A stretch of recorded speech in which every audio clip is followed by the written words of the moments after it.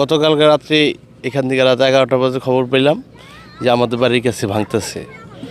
তো হঠাৎ করে ভাঙার এর মানে আমরা বুঝতেছি না। আমরা এখানে যারা আছি, জনসংখ্যা যারা বাড়িঘর নিয়ে আছে, তারা একটা আতঙ্কের ভিতরে আছে।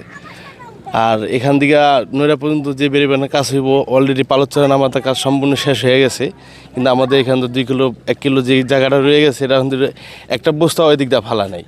ওদিক দিয়ে ফালাইছে, পালচ্চরা নামাতে কাজ সম্পূর্ণ শেষ হয়ে গেছে। আমাদের সৈয়দপুর ডিসি মহোদয়ের কাছে আমাদের একটা অনুরোধ যে আমাদের এখানে 1 কিলো যে জায়গাটা, এখান থেকে একটা বেরিবানের একটা বস্তা যে পড়লো না, এটার কারণ কি? এটা আমাদের এইখানকার যারা আছে এরা জানতে চায়।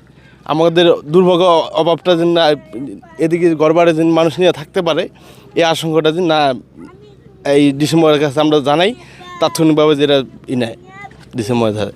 যে কন্ট্রাক্টর আছে তারা এটা নিয়ে টাওয়ার ব্যবহার করতেছে। এটা তারা জিজ্ঞেস করলে তারা বলে যে 2027 সাল পর্যন্ত তাদের ডেট আছে, 27 সালের আগে তারা এই কাজ ধরবো না, এরকম মানে বোঝা যায়।